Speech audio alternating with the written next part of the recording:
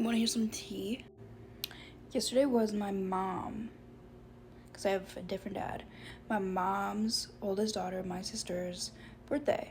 And I came to the realization that she would have been 40 yesterday. And then I realized that my dad, who had me at really late in his life, both my parents were older when they had me. My mom was like 35 and my dad was like 40 something, I don't remember. And he had a daughter before he had me. And I came to the realization that she would have been, or she probably is, 50, somewhere in her 50s. And then I realized that that girl is that much older than me and hated me so much that when my father passed, she made sure I got nothing. Like, I remember going to his, shop and, going through the stuff, and I was like, oh, can I have this? No. Can I have this? No. I was allowed to have this really nice painting, which I am grateful for. It's huge, though. Like, this is, a TV that we haven't used yet. I was able to have that. My dad, before he passed, and before he found out that he had cancer, was paying for a Ford Fiesta for me when I was in high school. And he was doing payments. And in his will, he wrote that I would have half of everything and Melissa would have half of everything.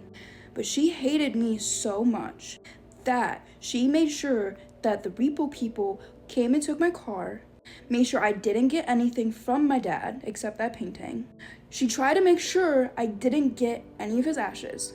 But I had my mom's friend, my aunt, I call her my aunt, she and I went to the people that were in charge of the funeral, and we explained to them, I'm his daughter, and so they gave me, ashes. But she, if it was in charge of her, if she was, the one that was, in charge of it, she would make sure I got nothing. And my dad owned a bar, right? I was entitled to half of that bar. She sold it underneath my feet and made sure that I got nothing from that bar. That goes to show that just because you're family, that does not mean anything. We in life get to choose who we consider family. I don't consider her my family, and I never will consider my family. There's more to this story. There's more bad about her, and I don't want to explain that because I don't want to talk ill of people. I'm just explaining my experience and the realization that I came to yesterday. But no matter how hard life gets, we know that we always have God. That God is always the one that's going to be with us through everything. He will never let us fall, fail, and he will always stand with us. And that's just a littlest bit of things that I've encountered in my life, and I'm only 25. That was when I was in high school, though. My high school experience, that's okay. It is what it is. But that I'm just making this video to just be look, no matter what life throws our way, we will always have God and Jesus who will help us get through the hardships. And I've seen somewhere where it was how do you know God is real? And besides my experience of something else, that's a different story. There's the quote said, it's because I've seen too much. And that right there, because I've seen too much and I'm okay. I make sure that everyone around me is okay. Because I know God and I know what he stands by. And so what he stands by is what I try to live and stand by as well. And side note, I do forgive. I forgive her. I forgive her for the things that she's done because God says to forgive. And forgiving is for ourselves. It's not for them. So I do forgive. And maybe this is a reminder that no matter how bad things or bad someone's done to you, that it is good to forgive because it is good for ourselves.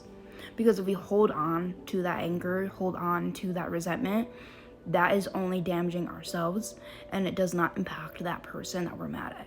And so that is why it's super important to forgive the ones that have done us wrong, to talk to God about it first and foremost though, and release that tension, that anger, that sadness, because holding on to it is brittle to our bones.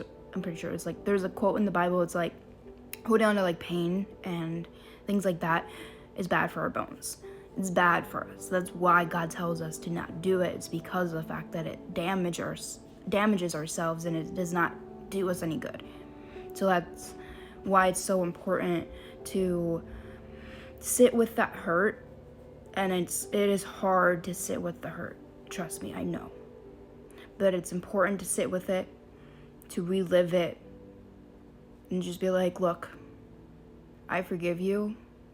But just because you forgive, that doesn't mean you have to have them in your life. Doesn't mean that you have to talk to that person.